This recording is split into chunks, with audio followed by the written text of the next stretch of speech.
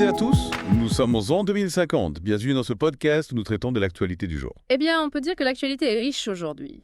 Atlantis Tokyo, vous connaissez? La mégapole sous-marine. Oui, au large du Japon. Elle vient d'accueillir son millionième habitant. Incroyable. Une ville sous-marine. Plus de 30 km². Waouh! À 50 mètres sur la surface de l'océan. On parle bien d'une ville entière. Pas juste de quelques habitats. Oui, une véritable ville. Un nouveau chapitre de l'histoire humaine qui s'écrit sous nos yeux. Fascinant. Et comment est-ce qu'on peut vivre à une telle profondeur? L'ingéniosité humaine n'a décidément pas de limite. Absolument. Et l'une des innovations les plus remarquables, c'est l'éclairage. Ils utilisent la bioluminescence, Ah oui, ces fameuses algues bioluminescentes. développée par l'Institut Océanique Global. Une solution écologique et esthétique. Et surtout, incroyablement efficace. C'est vrai. Imaginez, elles réduisent la consommation énergétique des habitats de 70%. Impressionnant. Est-ce qu'Atlantis Tokyo pourrait devenir une ville à bilan carbone négatif grâce à cette technologie? C'est fort possible, oui. Et en parlant d'innovation, saviez-vous qu'on inaugure aujourd'hui le tout premier lycée sous-marin Vraiment, au service carré. en Polynésie? Superbe endroit. À 30 mètres de profondeur, avec vue imprenable sur les récifs coralliens. Plutôt sympa comme salle de classe. Oui, fini les pesteurs de poissons exotiques, là ils les ont en direct. C'est sûr. Plus sérieusement, je trouve l'idée géniale. Apprendre en étant immergé dans l'environnement marin, c'est une approche pédagogique incroyablement stimulante. Tout à fait. Ça sensibilise les jeunes générations à la protection des océans. Et pour nourrir tous ces habitants sous-marins, l'aquaculture verticale en eau profonde est devenue une réalité. Ah oui, les femmes sous-marines. J'ai lu un article sur ce sujet récemment. Elles produisent des légumes, des algues, des protéines marines. Le tout dans un écosystème durable, Asso. Exactement. On pourrait presque parler de potager sous-marin. J'aime bien l'image, et c'est efficace. Très. Ces fermes nourrissent déjà 30% de la population côtière. Une véritable révolution alimentaire. En effet.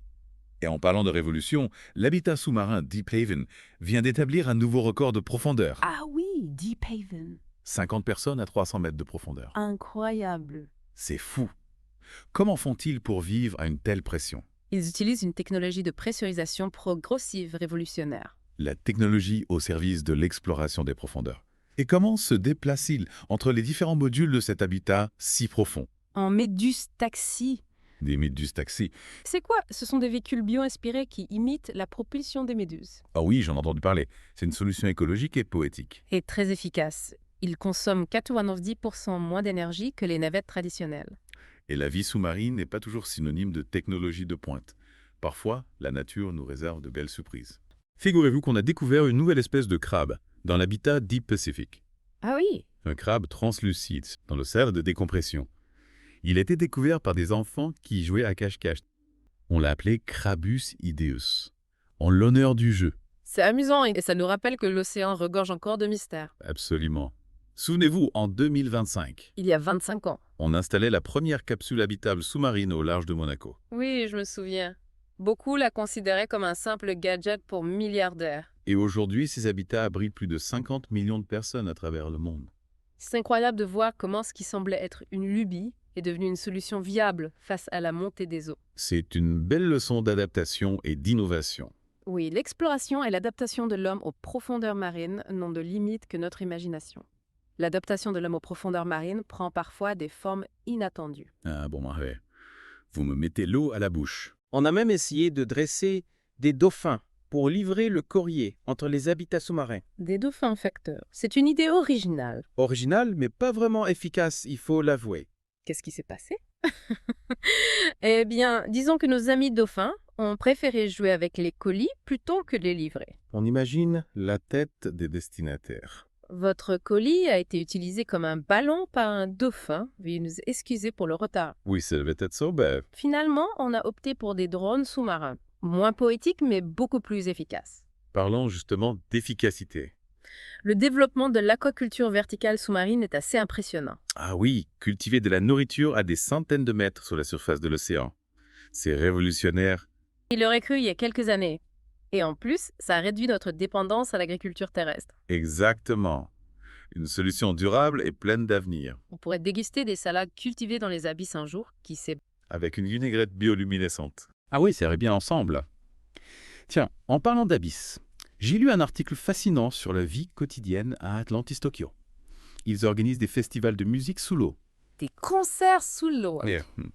avec des sirènes hologramma Waouh! et des jeux de lumière spectaculaires. Atlantis Tokyo a l'air d'être une ville assez festive. Ils ont aussi des parcs sous-marins pour se promener au milieu des poissons et des coraux. On est loin des parcs urbains classiques. C'est un tout autre monde. Ah. Qui aurait cru qu'on vivrait un jour sous la mer? L'homme a toujours été fasciné par l'océan. C'est vrai. S'adapter à l'océan, en faire un lieu de vie, c'est peut-être une suite logique de l'évolution humaine. C'est une hypothèse intéressante. L'océan offre un potentiel incroyable. Ressources énergétiques, alimentaires, espaces de vie. Et de plus en plus de projets d'habitat sous-marins voient le jour à travers le monde. Oui, de l'Australie à la Norvège, en passant par les îles Fidji. Des communautés sous-marines se développent, Une véritable révolution architecturale et sociale. qui nous amènent à repenser notre relation à l'océan. L'océan n'est plus seulement un lieu d'exploration ou de loisirs. C'est devenu un véritable espace de vie. Et en parlant d'exploration, saviez-vous que des archéologues sous-marins ont fait une découverte incroyable? Ah bon? Au large des côtes grecques, Qu'ont-ils trouvé les vestiges d'une cité engloutie, incroyable? De quand date-t-elle? il y a plusieurs milliers d'années. Waouh! Certains experts pensent qu'il pourrait s'agir de la mythique Atlantide. La cité d'Atlantide? Sérieusement. Les ruines sont remarquablement bien conservées. Et qu'est-ce qu'ils ont trouvé à l'intérieur? Des objets, des inscriptions, qui pourraient confirmer cette hypothèse. Si c'est vraiment Atlantide, ce serait une découverte extraordinaire. De quoi alimenter l'imagination des chercheurs et des historiens pendant des années. Cette découverte prouve que l'homme a toujours été attiré par l'idée de vivre sous la mer. Et aujourd'hui, nous avons les technologies pour faire de ce rêve une réalité. Une réalité durable et responsable. C'est fascinant de voir comment le passé et le futur se rejoignent dans cet univers sous-marin. On pourrait en parler pendant des heures. Oui, c'est vrai. Mais laissons nos auditeurs savourer cette découverte. Bonne idée. Et imaginez ce que l'avenir nous réserve. Qui sait ce que cette cité engloutie nous apprendra sur les techniques de construction sous-marine des anciennes civilisations. Peut-être qu'on découvrira des secrets qui nous permettront d'améliorer nos propres technologies. Apprendre du passé pour construire un avenir meilleur, en somme. Exactement. Ce qui me fascine le plus dans cette aventure sous-marine, c'est la formidable capacité d'adaptation de l'être humain. C'est vrai, face à la montée des eaux, on aurait pu se résigner. Abandonner les côtes, se replier. Mais non, on a choisi d'innover, de créer un nouveau mode de vie, en harmonie avec l'océan. Et c'est une aventure collective. On est tous concernés, quelle que soit notre origine, notre culture. Les villes sous-marines sont un symbole d'espoir, de solidarité, pour toute l'humanité. Absolument. Tiens, ça me rappelle une anecdote amusante. Un habitant d'Atlantis Tokyo a eu la surprise de voir un poulpe entrer dans son appartement. Ah oui, j'ai entendu parler de cette histoire. Il paraît qu'il a même essayé de lui faire un café. Le poulpe? Oui. Il était attiré par l'odeur du café fraîchement moulu. Il faut croire que même les créatures des profondeurs apprécient un bon espresso. C'est une anecdote qui nous rappelle que la vie sous-marine est pleine de surprises. Et que la nature reprend toujours ses droits. Une belle image pour conclure notre exploration d'aujourd'hui. Merci de nous avoir éclairés sur ce sujet passionnant. Merci à vous. Et merci à vous, chers auditeurs, de nous avoir accompagnés dans ce voyage au cœur des habitats sous-marins.